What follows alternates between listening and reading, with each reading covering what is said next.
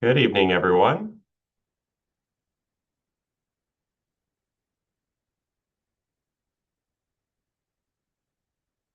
We're going to give it just a moment to let everybody hop in.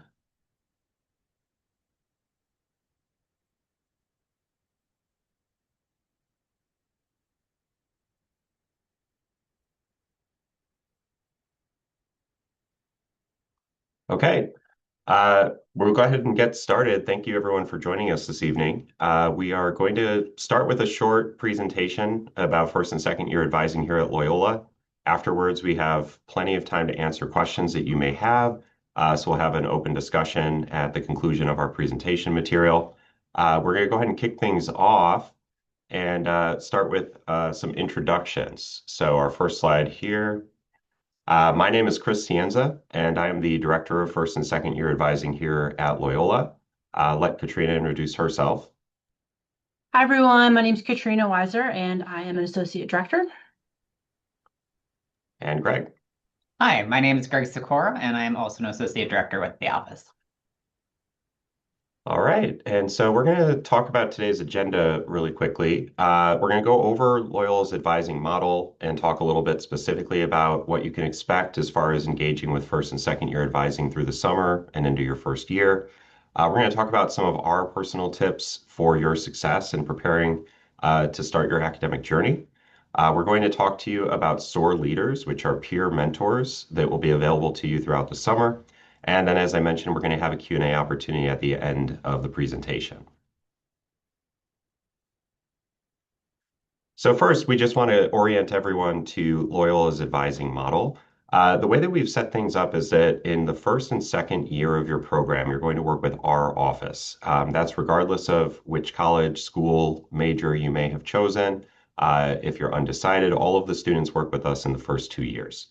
At the end of the sophomore year, we transition students to advising within the college or school that they have chosen for their major degree of study. And so that is a warm handoff process. Students are communicated so that they understand when it will occur.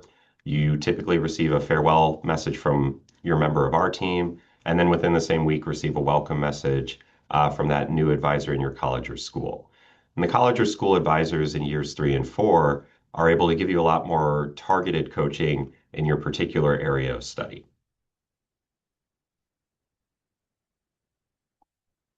All right, so some tips that we've put together for you all to help prepare for a successful summer. I'm sure you've probably already heard this one, but we highly encourage all students to regularly check their email. Uh, Email communication is one of the primary ways in which we will communicate with you both in the summer as well as once you start your studies. Your advisors try to provide you on-time and proactive communication. So in other words, we will send you reminders about important deadlines. We will send out awareness about resources.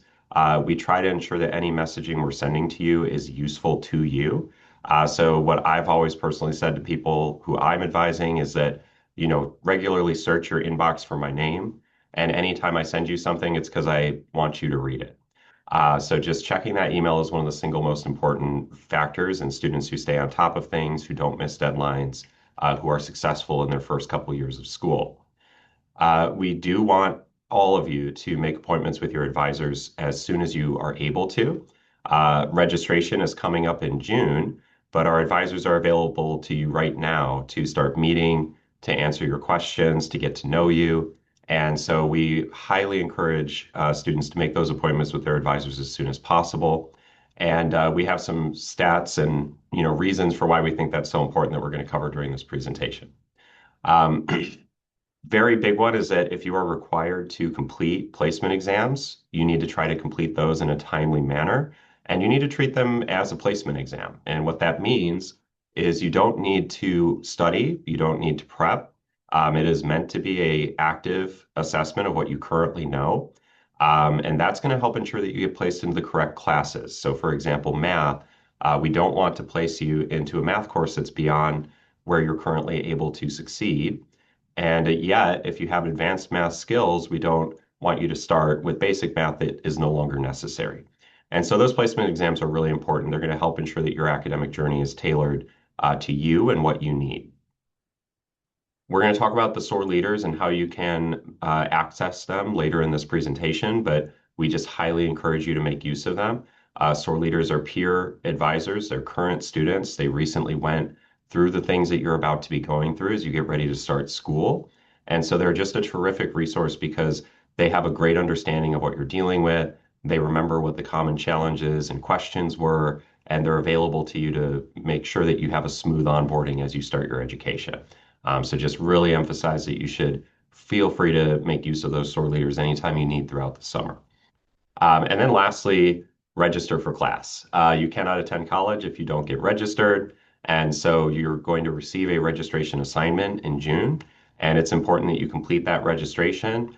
If you have questions, we're available to you throughout the registration week.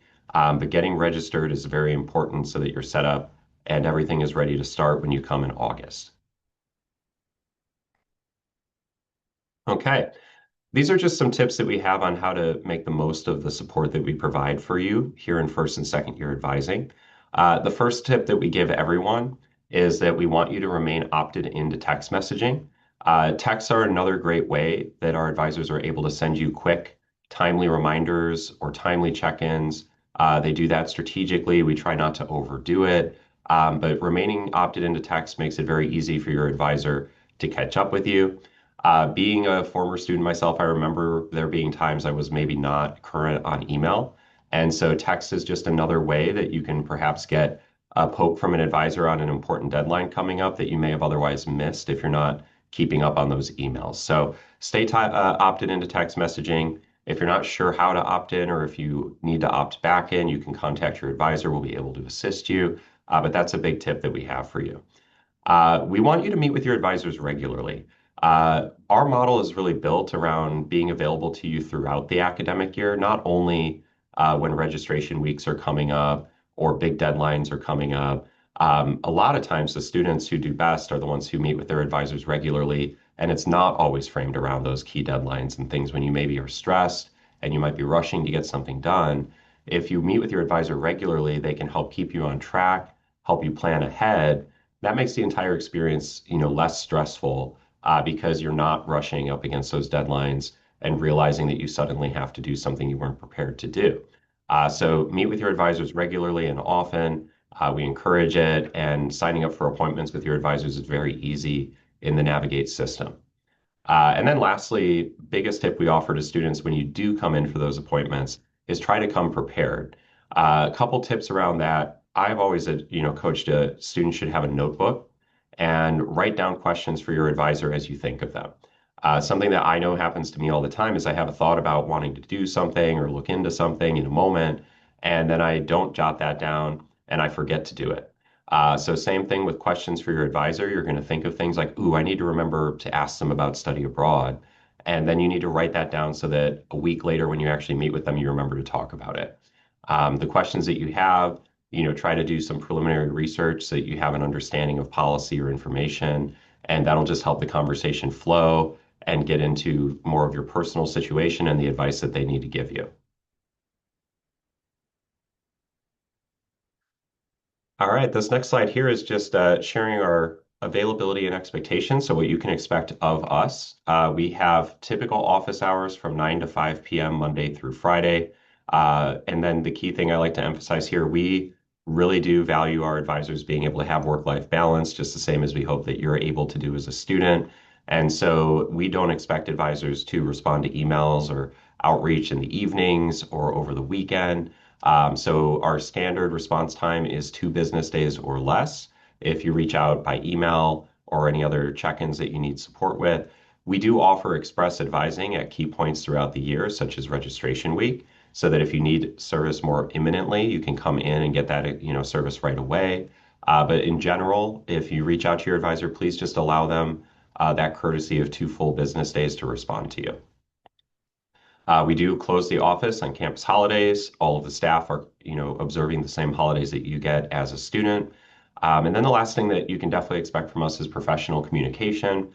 We think that's an important skill for you to learn while you're a college student. So we may coach you on that. We may offer guidance, but you can expect timely and professional communication from your advisor at all time. And we hope that you'll do the same for them in return. All right, so I'm going to let Greg cover these next couple of slides that we have prepared for you. Hi. So, we often get the question of why do I need to meet with my advisor, especially over the summer before school has even started? Well, a fun fact that we were able to compile from our advising sessions over the summer last summer was that 82% of students, there was an 80% error rate of students who did not meet with us. So that means when they registered, they did something wrong with what class they're registering for, or they missed a class, or based on certain placements weren't in correct classes. So during those advising appointments, we're really able to let students know kind of the overview of, most importantly, where to find all these important information for what to register for, what to pay attention to, and placement results and stuff like that. And Katrina will cover that in a few slides. But the biggest thing is that academic policy is very nuanced and complex here at Loyola between our core, which are our general education requirements, all the intricacies of different majors, the fact that schools and colleges across campus have different requirements for graduation and things like that. So we're going to be able to have a better kind of grasp on what to have you focus on, what for you to pay attention to. And obviously, we're going to be able to take our expertise and kind of apply that to your situation and let you know what you should be kind of looking out for deadlines and any specific policies and things that we're working through. And ultimately, advisors are going to be able to advocate for you best in special circumstances if we know who you are, if we've had the opportunity to discuss things with you and what are your goals? Well, what are your aspirations? Why did you pick your certain major and things like that? Having those conversations is going to have it easier for us as advisors to advocate for you as a student and be able to help guide you through things or, be in the corner if we need to support you in any way with another office on campus or something like that.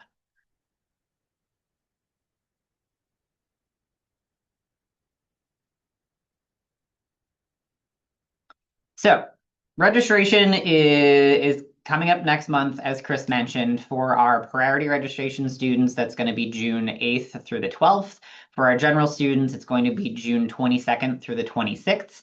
So we're getting you ready. You're meeting with your advisor before registration. You get through registration. Great. Now, what happens after? Some students maybe didn't have the chance to meet with their advisor. We absolutely want to still meet with you before the start of the semester. Or if you want to meet with us again to kind of verify, hey, did I do my schedule right? I have some follow-up questions and things like that.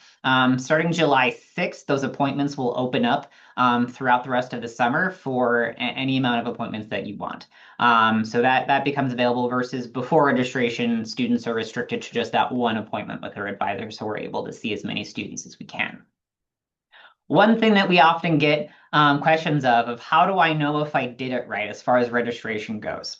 Do not worry, every student over the summer will have their schedule once they register for it, reviewed by their academic advisor. So there will be professional eyes on that, making sure that they're in the correct classes, making sure they're not taking classes that maybe they already have AP scores and things for that covering. So know that there'll be eyes on that, and we'll be working with students if things need to be changed and things like that.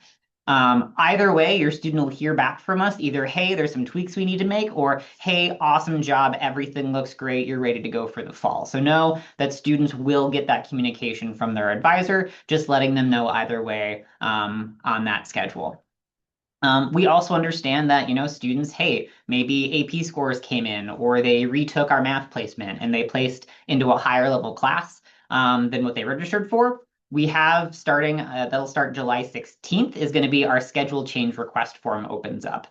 So students can be able to request, hey, I need to switch from Math 118 to Math 161 based on my placements and things like that. And we can accommodate those changes throughout the summer. And you'll be getting communications on all of this throughout the summer, kind of like at an as you need to know basis. So know that there'll be things of that coming through. As I mentioned, test scores, placements, we know AP scores usually come out the beginning of July. So as those scores start coming in, and obviously those come in after registration already happened, again, that schedule change request process is where those will kind of come into play. And then dual enrollment transcripts. We always want to make sure that we are as clear as possible that just because it's on your high school transcript doesn't mean we have those official grades on file. For dual enrollment transcripts, they have to come from the institution that you took those dual credits with. It can't just be satisfied through your high school transcript. We often run into students who are like, well, it was on my high school transcript. Why isn't it on my account showing that I've completed that class? Great, we can see it on your high school, yes, but we need that official transcript from that other institution. So know that there'll be things and communications coming out post-registration. We'll have additional activities and different communications coming out to you after. So know that just because registration happens doesn't mean that we will stop our communications. We will continue those throughout the summer. All right, and now we'll pass it on to Katrina now. Awesome. So, the wonderful thing about the advisors in our office is that we are very passionate about helping students and anticipating needs. And so if you go to our website, which I think we have a QR code, that is a great place to start to get information, because we do recognize that we are giving you a lot of information now, and you will be getting a lot of information. Even more information as the summer rolls along. And so if you go to our website, and I will pull it up here and then I will share my screen. I last summer was constantly referring my students to various things on the website. So let me get there. Okay. Okay, so this is what our website looks like. There's a lot of great resources on here that you'll be using throughout your time with us. But incoming students, right here, if you just click on this, you'll be able to see all of the different areas. But I'm just going to click on this initial one. You have a wonderful welcome video from us as well. The nice thing is that you can see the important dates that are happening, some of the communications that you have already received, that you will be receiving. This is a huge one. This is our fall class registration recommendations, where we reached out to all of our majors departments and asked them to provide us with what are the courses you want us to make sure that your newest majors are taking in their very first semester. So very important to review this. We have information there if you're undecided, if you are, pre-health, there's information in there. So directly from the experts in the departments. I'm going to talk about the SOAR leaders in a second, but again, just a lot of stuff that you may not need right this second, but sort of make a note of, okay, when I want to go and see what other classes I'll be taking in the future, let me come back to this page and I can, click on understanding graduation requirements and developing your academic plan. Advising and technology videos will walk you through how to use our system, Locus, and we have, different tips and tricks and things like that. So definitely, go through here when you have some time and review it. There's a lot of great tips and tricks on there as you are preparing to create your schedule. But I do want to talk about our SOAR leaders. So our SOAR leaders are students who are current Loyola students, so they're upper class students who were in your spot at one point, some of them just last year, and they will be able to give you the student perspective at how to utilize Locus, how to search for classes, just different questions like that. We'll be posting their specific days and times will be available. They'll be available in the evenings after our office is closed, and available via Zoom. So almost just like virtual office hours. You can sort of just pop on in and ask questions.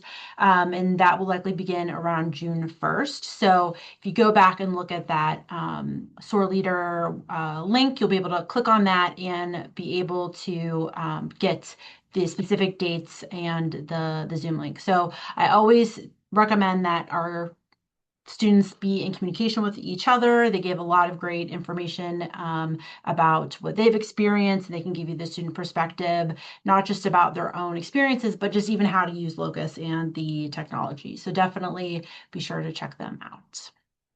And I will send it back to Chris for the wrap up of our presentation.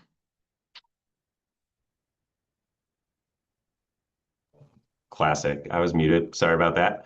Thank you, everyone, for joining us tonight. That concludes our prepared material that we wanted to review with all of you. I guess I'll just close by saying we're very excited that you're joining us. We're looking forward to seeing all of you on campus this fall. It's always a great experience when the new students arrive and you get to come in and meet everyone and put faces to names. So we are very eager to do that, and we'll hopefully see many of you at your orientations throughout the summer as well. But at this point, we are now available for your questions and to address any of the things that you may be concerned about or confused about. So this is now an open Q&A session. Yep, and feel free to use the Q&A feature to ask your questions within Zoom. So Chris, there's a question. I will help be moderating. What is the average advisor to student ratio? So for incoming students, each advisor is typically assigned around 200. Awesome. And then Greg, I'll throw this one out to you. Is the placement test one and done? So it depends on the placement. Always my favorite response, it depends. So the writing placement, the WPA, is a one and done. So we always stress, take it seriously, take the time that you're given, because that one is a one and done. The math placement, you can take up to 5 times for free, and then anything above that, there's additional charges. But again, just because you can retake it doesn't mean you shouldn't take it seriously that first time as well. But know that you're able to retake if, Lord knows if I was to take a math placement, I've got a lot of cobwebs to dust off there. So maybe I'd want to take it a second time and see if I can do a little better. So on math placement, someone is asking about how can they get placed using their high school, like what they took in high school. Could you talk more about that? Absolutely.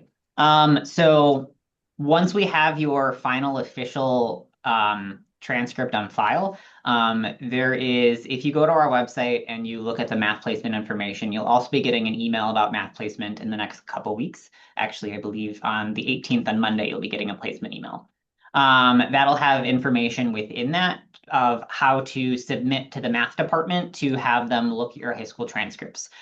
Know that if you are placed into calculus, the math department is still going to require that you also take the ALEKS, which is that math placement as well. My general suggestion is to always take the math placement regardless.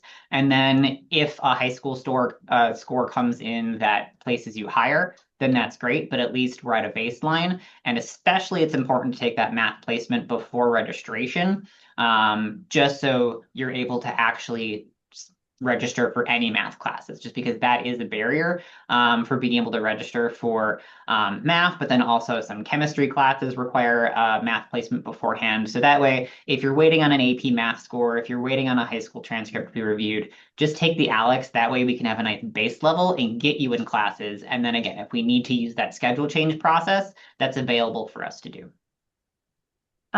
Question about if I receive a later registration date, would that affect my chances of getting into certain classes if they fill up before my registration time? Wonderful question. So we understand that can be a concern. So as I mentioned, there's the priority registration week, which is for our interdisciplinary honor students, our business honor students in our Rambler Success Program, students with accommodations for early registration, and then students in our scholars programs. There is a release of seats specifically for those. And then for that week of main registration week for everyone else, that week of June 22nd through the 26th, on June 18th, that week prior, there'll be seats made available so that those open up that were reserved from that first group. And then similarly, on Tuesday morning, that June 23rd, there'll be an additional set of seats released for students who are registering on that Tuesday as well. So we're trying to kind of space those out to allow equity of students to be able to kind of access those seats. So good question. Do either of you know how to opt into the text messages? So you are automatically opt in when you start at Loyola. So we use a system that if you've scheduled with your academic advisor, you've already interacted with it, called Navigate 360 for our advising. If it's an opt-out system once you start. So if you want to use it, cool. You're already using it. Just don't opt out, please. Yeah, the key thing I like to emphasize is that if you opt out of any message, then you're opted out permanently unless you work with us to re-opt in. And so I think we all get text messages from time to time from all sorts of numbers and sometimes spam. And so I think sometimes, early on, students get a text message and they're like, I don't know what this is. And so they just say stop or however the text out, opt out mechanism is. So if you do that for the Loyola text, then you are always permanently opted out from that point forward. So that's why we like to plug it early on is that don't opt out, please, because then we lose the ability to communicate with you that way permanently. Yeah. How can I start to look for classes to take, and how can I set up an appointment with my advisor? I'll keep going. So in that email that we sent you last week, that kickoff email, welcome you from our office, there was a link within that to schedule an appointment with your academic advisor. If you haven't done that yet, you will also start getting reminders from us, both email and then also text. So there's that reminder plugin for texts, reminding you, hey, make your appointment. Here's the link to it. So that'll allow you to make those summer appointments with your advisor through those initial emails. So again, look for that one. It's going to be in your Loyola email specifically because you also received that similar email to your personal email account. That one did not include that custom link. That custom link was only in your Loyola email address. So make sure you use it from now on. Use your Loyola address because that's where we're sending information. That's where orientation sending information. That's where the Bursar and financial aid are sending information. It's where housing is sending information. Moral of the story, we're all talking to you through that. So start using it, please, and thank you. And then as far as where to look up your classes, one, great opportunity to ask your academic advisor about that. But if you go through our website, that incoming student website that Katrina showed you, there'll be links for how to utilize class search in Locus and things like that. We'll also be sending out an email with kind of walkthrough tips and stuff like that in the coming weeks as well. Awesome. I'll take the next couple here to give Greg a little rest here. Someone asked, how do I change my major to undecided? When you sign up for orientation, you will be asked to do an advising intake form. And on that, you can confirm your major. And if you want to change it, you can input it there. And then we'll get that information and we will go ahead and change it for you. So definitely easy to do. Someone asked about accommodations, like, who, if you need an accommodation, would qualify for a registration accommodation. Love that people are asking about our accommodations. You'll want to talk to our Student Accessibility Center. They are the experts in, working with students and determining what are the accommodations that they need. So if you haven't gone on to the Loyola website and looked for SAC, then you will want to make sure that you do that and get the information and you can set up your appointment. I've been, we share an office suite and I know that they've been busy meeting with incoming students about their needs and how they can help them get their accommodations here at Loyola.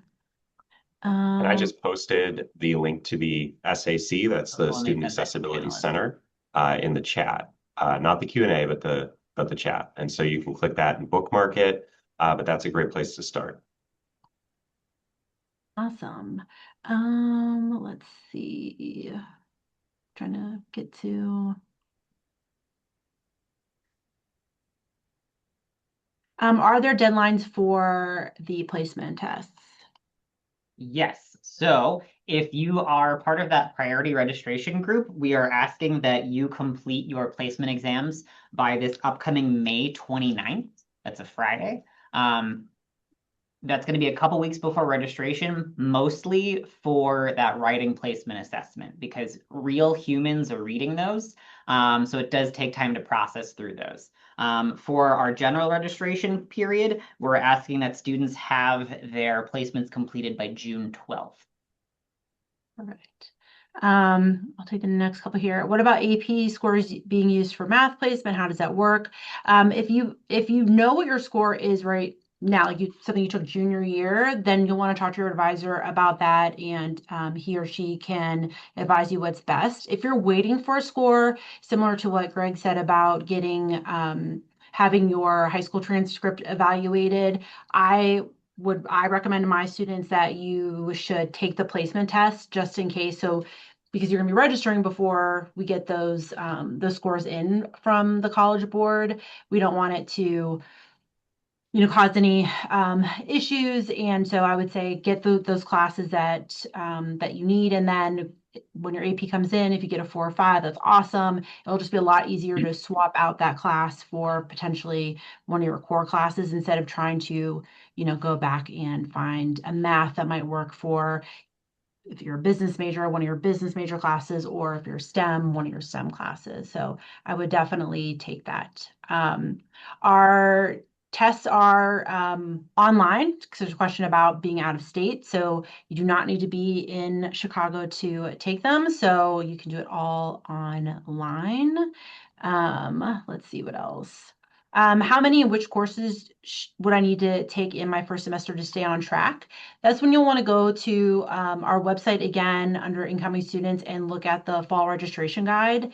As I mentioned, we asked the majors, the faculty that work with those students to say, okay, what exactly should we be telling our students to take to make sure that they are on track? And all the information is there. And then also when you talk to your advisor, you can go over any questions that you have about those. And again, even after registration, your advisor is going to be reviewing your schedule. So if, we see like, oh, well, this student missed taking the lab, then we'll just go in and we'll email you and be like, hey, let's go look for a lab. So there's lots of resources of online and people helping to make sure that you are on track. Let's see. Oh, questions about ACT scores and SAT score placement grade. Do you want to talk about where they can find that information? Yeah, so again, in our incoming students website, there's links to placement based on ACT, SAT, things like that, which ultimately link you to the admissions website that has that information listed. And again, when in doubt, you can always reach out to your academic advisor via email or ask during that appointment, and you'll be able to get a live answer from the expert. So. Awesome. We've had a couple questions tonight about billing and financial aid. There's a question about will the advisor assist with applying for financial aid? The answer is no, but what I always tell my students is I'm always happy to be the person that if you don't know who to ask me and I can help navigate it. So that's, I loved seeing the questions about billing because that's our bursar's office, which I had no idea what a bursar was until I had to deal with them as an undergrad. And then same thing with like financial aid. I was completely clueless to that too. So you'll want to work individually with those offices, and each of those offices do have a page on our the Loyola website where you can get email and phone numbers to discuss, any questions that you have. But love that, folks are asking us because as things come up, always feel free to reach out and ask us. And if we don't know the answer, we will get you connected to the people that are. We do typically like to have the experts in those areas help. So even if, I might have heard from a student that this was their experience with a similar question or something just for my own, personal life, I still do like to get folks connected with the experts who can see all of your information, completely understand it, know all the nuances of their areas, just like I would want them to refer students back to us about any academic policies and graduation requirements and things like that. Question about my major doesn't require a math placement exam, but I'm interested in a calculus-based math track or a math minor. Would I still be able to take the placement to join a calculus class? So the student's nursing, so a little bit nuanced. So I would say talk to your advisor when you are meeting with them one-on-one to discuss your interests. It can be very challenging to be a nursing major and minor in something else because it is a very prescriptive program.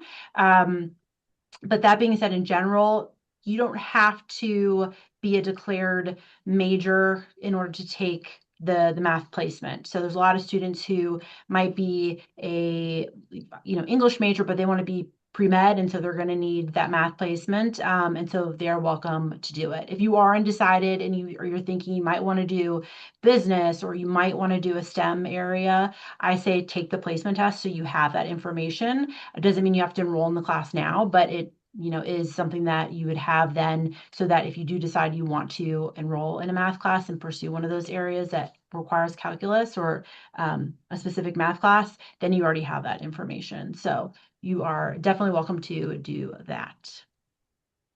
Another great question is, would I be negatively, words are hard today, impacted if I don't score well in the math placement? No, we'll always go with your highest score. So, yeah, we'll always go with your highest score, end of sentence. So it will not be held against you. It's on your transcript. So you are good there. Let's see. How many credit hours do first-year students typically take during their first semester? And what is the maximum number of credits allowed? I will let Greg or Chris answer if they would like to. So generally so graduation requirements show that you need at least 120 credits to graduate with your undergraduate degree. That over 8 semesters, you're looking at an average of 15 credits per semester to reach that 120 goal. As we've mentioned multiple times, it's really going to depend on the major though. And when you look at that suggested course recommendations that we have for you, it'll list on that specific page per each major, kind of either the range or the specific amount of credits that you should take to stay on track for that major. So again, it's generally students are going to be around 15 credits. I believe you asked max credits. So generally, students, especially their first semester, we will max them out at 18 credits. So. Here's a good question for Chris. How often do you recommend a student meets with their advisor, like each semester? Yeah, that's a great question. I think that for me, a good starting point is twice a semester. You're always going to want to meet with them at least once a semester to plan forward for the next one. So in advance of registration week for the spring, which happens in November, you're definitely going to want to meet with your advisor, go over your plan, make sure that you're set up to select the correct courses. So you always want at least that one interaction. But it's also a good idea to check in with your advisor a second time that is not just about the upcoming registration. So one of the key things that we do in the office is work with you on your 4-year plan. So you're going to have points in your career where you want to focus on the next term, and then you're also going to want to think big picture and think forward and think about how can I cue things up to ensure not only that the spring semester is good, but that I'm setting myself up to be in great shape for my junior year or my senior year. And so that can be a great idea to have that as a separate conversation from the registration week conversation, just because those are two very different kind of concepts, and it's kind of tricky to cover enough detail on both in a single interaction. Awesome. Greg, a question for you is, what happens if I am going to be traveling during that registration period, or I'm actually scheduled to be at orientation during the dates that you had mentioned for registration? What should I do? Yep, absolutely. So step one is to be diligently reading your emails. I say that in justice because generally questions are asked that, hey, we did actually communicate about that. So in that first email we sent you on May 8th, it did include a little blurb on what if I'm not available during that. And ultimately for um, either registration periods, let your advisor know as soon as possible that you are going to be busy that week or if you might not have access to it. What the process is going to be is that you'll work with your advisor, you will build your shopping cart in the registration part of Locus, which again is our registration software. And your advisor later on in that week will do their best to register you in those classes. It may not be the sections you specifically put in there, but your advisor will do their best to register you for all the classes that are going to be required for that. And we'll try our best to base it on how you worked out that shopping cart. So again, if you're in that situation, make sure that you're reaching out to your advisor to be able to have those communications because we are building a list of students that are impacted by that. So we can make sure that our staff is on top of getting those students registered if they're unavailable. And generally it's again, you're out of the country, you don't have access to things. I think I saw a question, what are those open periods? So for priority registration students, which again, that population is our interdisciplinary honors, our business honors, our Rambler Success program students, students with specific early registration accommodations, and then students in our scholars programs are that priority registration block, which is June 8th through the 12th. On June 8th at 10 a.m. for that priority group, all of those open. Students will have all week until Friday at 3:59 p.m. Central Time. They'll have that window to register. As I mentioned, if changes need to happen after that, in July, we'll start with that schedule change process. A little different for the general registration period, which is June 22nd through the 26th. It's a much larger group of students. We're going to be registering probably about 2,000 students during that period.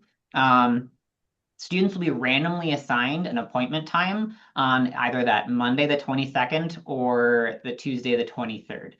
Those appointments will range between 10 a.m. and 3:30 p.m. And those will release every half hour. And again, as I mentioned earlier, we'll be releasing seats before each of those days to ensure that students have access to seats. But so if, let's say, your student has a Tuesday at 11 a.m. enrollment appointment time, at 11 o'clock on Tuesday, that's when they will have access to register, and they'll have until that Friday, the 26th, again at 3:59 p.m. Central Time. They'll have that window to register. Perfect. And then while we're on the conversation, if you're not in that priority group, we sort of touched on this, but just to sort of reiterate, if I'm not in that early registration group, will it be hard to get into some of the courses? Are they going to fill up? I can take that one. I'll give you a break there, Greg. Courses do fill up. There are seat capacities, often just related to the physical space in which the course is going to be taught and how many people can safely fit there. One thing that's important to understand is that as you progress and earn more and more credits at Loyola, you will get earlier and earlier registration times. That's partly designed so that rising juniors who have requirements they still need to take but weren't able to get into those requirements in their earlier years, they get the chance to get first priority at that as they get further into their program. So if you don't get into a class that you were hoping to get into in the very first term, the biggest thing is don't freak out. That happens. It's sometimes unavoidable. And that's another great thing to go and talk to your advisor about because they can go over alternative options with you. In fact, that's something they do in advance of registration week is talk about backup plans and having a plan A and a plan B. And then if something shakes out where you didn't get something you wanted, they can talk to you about that academic 4-year plan that we talked about earlier and help you see where that could fit in a later term. So the biggest message there is that yes, you may not get into every single course you hope to get into, but that's okay. And you will be able to come up with a plan that works, and you'll be able to get into those courses at some point when you need to. Perfect. There's some questions about, we have times mentioned and folks being in all sorts of different time zones. Are the times that the students are going to be getting their appointments, is that going to be in Central Chicago time, or will that be to wherever I'm at? So yes, it will be anything for the enrollment appointments is going to be based on Central Time Zone for Chicago. I will say one thing that sometimes students get confused on when they go to make their advising appointment, the advising appointment system will automatically update to the time zone that you are in. So know that if you are signing up for, if you're in, I'm going to use where I grew up, Detroit, you're in Eastern time zone. If you have, if you see on your advising appointment sign up page 2 p.m., that is going to be 2 p.m. Eastern time, and it'll be 1 p.m. Central time. So just know that advising appointment system, that Navigate 360 system, is always going to default to wherever your computer is set to have a time zone. But again, those enrollment appointments for registration, when you look those up, those are going to be based on Central time zone. Someone asked, and I'll be happy to answer this one, to expand on the shopping cart. So that's a great question. Please feel like if we ever use, folks that work in colleges and universities are really good about using terms that just us nerdy higher ed people use all the time. So I'm glad this question came up. So in Locus, the shopping cart is a place where students can put classes that they're interested in taking and like putting them in there. So it's weird to call it a shopping cart, but I think if you're familiar with, going online and shopping, which unfortunately I'm very, very into that right now. You put something in your shopping cart, and it just because it's in your cart does not mean it is yours. My card has not been charged. It's on its way to me. I do not own that yet. So it's just that I'm thinking about it. And so you can go in there and start putting classes in your cart, and you can let them sit in there. And then once you met with your advisor, you talk it over, your time comes up, you're ready to hit enroll, then you can select the classes that you enroll, that you want to enroll in. If the classes are open, great, you're in the class. If the class is closed, then it just means you need to pick another option. So one piece of advice that I think students don't take from me as much as I would like is that to have multiple backups in your class, in your shopping cart for classes, because you go in there, on the 18th when classes are going to be uploaded to Locus, or additional seats are going to be up, and you're going to have pick of the litter. But there might be one that, right before you go in, the last seat is taken. So just pick something else. But I would say leave those closed classes in your shopping cart, because it may open up over the summer. So although you will not be able to go in and register for make changes to your schedule once your registration closes, students have up until the last day of the first week of class, so right around Labor Day, to make changes to their schedule. And so if you come up to the second floor, Sullivan, you're going to see FSOA is very busy, because our first and our second year students are wanting to make changes to their schedule, and they want a little help. This will be the only this first semester will be the only one that you cannot make changes to your schedule on your own. And that's just because we want to make sure that you don't do anything that's going to be difficult to overcome. And so you come in, let us know, like, hey, this biology class that I wanted, works with a better time, is now open. We have online, like you go to a chat and there's express advising that way. We also have in person, and the first available advisor will be able to help you. So just know that things are not completely 100% locked in. There's still time for seats to open up in some of the classes that may close. So just know that that is an option. So again, start putting stuff in there, but just know that you have to do the full enrollment process for those to be yours. But a question that I've seen a couple times as well is, okay, it's registration week, either early registration or the one on the 22nd. I need help. Like, where do I email my advisor? Like, what do I do? So Beautiful question. So we have what we call express advising during those 2 registration weeks, in which it's a live chat, or if you're in the Chicago area, you can come to our office and speak with us in person. That it's a live chat that you can go on and ask. You'll be connected with real life advisors in our office answering those chats. It's not an AI bot. I know Chris would love that. But you're able to answer in live time questions of like, hey, I'm getting this error for this class. I don't understand why it's not letting me register for it.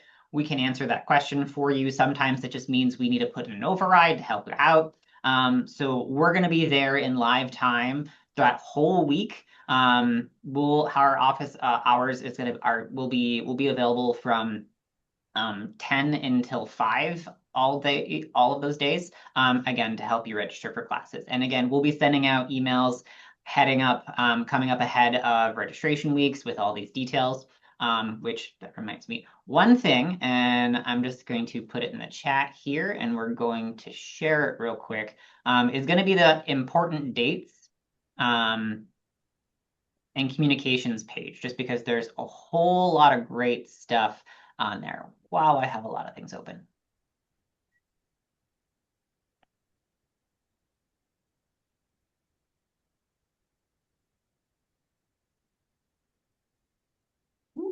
So on this page, which of course now buried on my screen.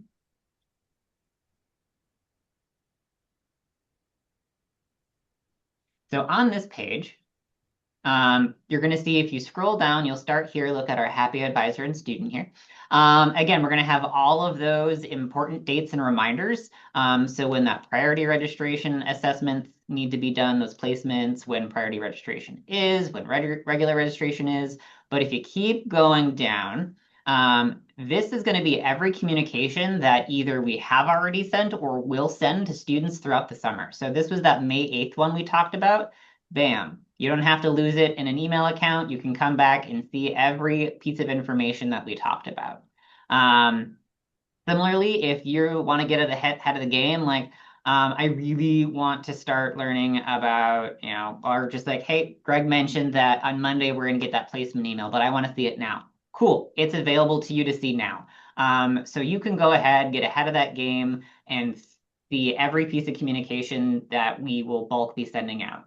A piece of this, and parents and families who their students put them on their applications, anytime we send an email like this out to our students, you as a family member, if again, we have your email as part of that, and there are very few students that we didn't, you'll be also getting a parallel version of that email saying, hey, this is a basic overview of what your student just received. Sometimes there's some encouragement to go poke them, make sure they do what we're asking. So we're trying to be very transparent, meeting folks where they're at. So no, generally, if you have a question, it very well is probably either going to come, has come, or is somewhere available on this website. So it's a great tool. I highly encourage using it. There was a great question about what are some of the common mistakes that folks that we see students make. And I think a big one is going to be not having placement tests done if you need to take placement tests. So not everybody needs to take a placement test. So I know that's a little bit confusing. So, but if it's in your student portal that you need to take the writing placement, then you will need to do that. If you are in a major that is going to require, calculus of some sort, then you will need to take the math placement. So usually, like if you are a STEM major or business major, not taking the math placement can potentially delay you. And then another really big thing is just not looking at the recommendations. So not taking the time to just review what the requirements are and just following that. But also I think a big thing is just in general is just not communicating with your advisor when you have questions or confusion. And I think a lot of our students are students who have, figured things out on their own, like they're the friend that people go to for, advice and questions. And even if your parent is an alum or you have a sibling that's an alum, things could have changed. So I think it's just a really good idea to, whenever in doubt, just ask your advisor. But students will apologize for asking me a question, and I'm like, oh my gosh, please don't ever apologize. Like, that's what we're here for. So I think just not asking questions and talking to your advisor, and looking at those resources that we have on our website is usually what will could potentially cause a little bit of anxiety or frustration for a student. It would have to be pretty significant. I don't think there's anything you could do in this first semester that would necessarily, set you behind already for your graduation. It would definitely have to be pretty nuanced there.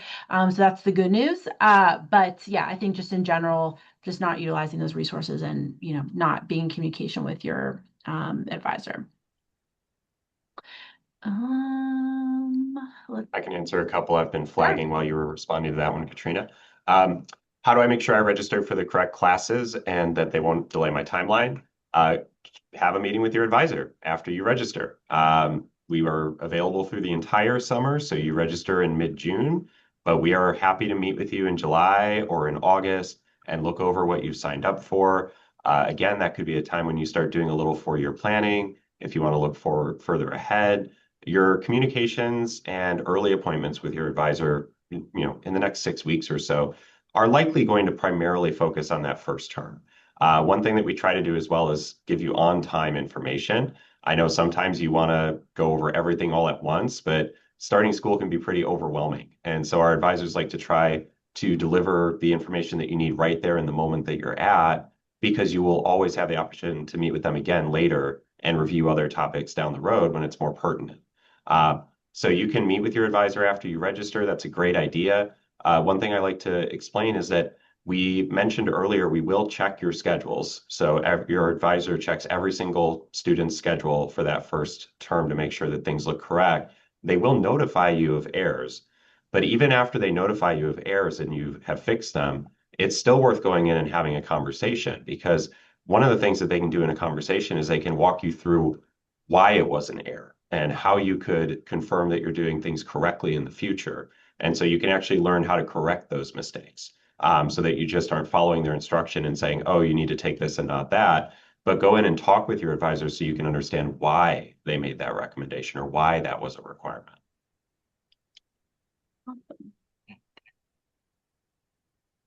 There's a question about what if, can I meet with my advisor more than once over over the summer? If I want to meet with my advisor more than once, can I? Absolutely. We would love that. So, like I mentioned, I think 2 times per term is a great approach to start off. And you can meet with your advisor more than twice a term if that is what you need. What's really great about our system is that our advisor's availability is maintained in your Navigate 360 in real time. And so if you need to come in, if you have a question, if you see a time that's available to make an appointment, that time is available to make an appointment. There's really no restrictions beyond that. So at a minimum, I would recommend a meeting before you register, and then one more meeting after you register before you start the fall term. I think that would be a great idea. And then also we are going to have workshops too. So, throughout the summer, advisors will be letting students know, like, hey, I'm going to do a workshop. They might do one like after registration for any, questions. They might do ones about just sort of getting prepared for the semester. So, definitely a little less like high stakes, a little bit more low key. Other students will be in there, can benefit from hearing their questions too, and their responses as well. So also be on the lookout for that as well. Really quick house cleaning one. We had someone ask, should I have received text messages yet? No, I don't believe we've sent any text messages yet. Those will typically start in a couple of weeks. So I wouldn't worry if you haven't received one yet.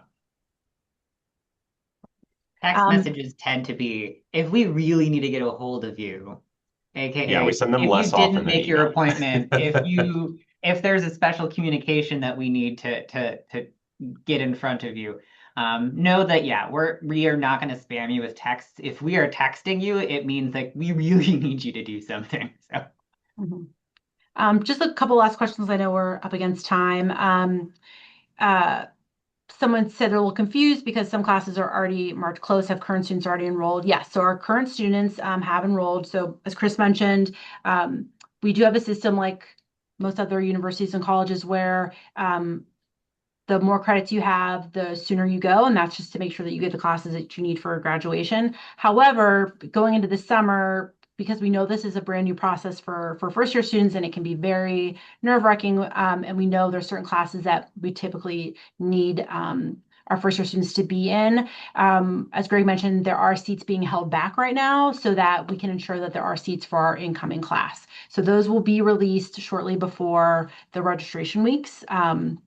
So that you can go in and look and see, what those seats are. But yeah, so that is why some of them are closed right now, but they will potentially open. But also just know moving forward, there are going to be lots of times where students go in and their first choice is going to be closed when they go in to register. But as I was literally just telling one of my rising juniors today, like it's totally cool. You have up until almost Labor Day. So again, just keep your eye on Locust because students are constantly changing their mind. Their plans are always changing. And so we do see seats open up. And then the other question is, should my student mention their desire to study abroad in the first advising meeting? Will that change advice for their first year? 100% definitely share that interest with your advisor. I think it's always good to know that information. Won't really change anything for the first semester enrollment. But they could at least give them a chance the advisor to discuss like, okay, these are just things that we'll be thinking about as you're planning out your schedule, but there wouldn't necessarily be anything that they have to do in that first semester that if they do or don't do it would prevent them from being able to go abroad. And then another question's come up a couple times. It's probably a good question to end on. Are the slides or presentation going to be available after this? And if so, how can folks access them? So we will post them on the website, right, Greg? Correct. So that page that I showed you, that important dates and communications, we'll be posting, there's a section for the webinar. We will change the RSVP link for today's to a link to the recorded video, and that'll happen probably mid next week. Also, if you email Luco Advising at luc.edu, we're happy to send you the slides there as well. Yeah, so I know there's a few more questions that we might not have gotten to. So that once again, it's Luco Advising. So LUC as in Chris, advising at luc.edu. If you have a question, again, if we're not the right people, we will at least get you connected to the right folks. But yeah, if there's any burning questions that we didn't get to, please Luco Advising at luc.edu. And thank you, Greg. Greg and I monitor that, and we'll be happy to answer any questions. All right, everyone. So we are at time. Thank you so much again for joining us this evening. Hopefully you got some really helpful information. And like I said, we're excited to see you in person soon. So don't be a stranger. Make sure to come by and see your advisor and say hi when you get to campus. And we will see you at orientation if you're able to come in person. So see you soon. Have a good night.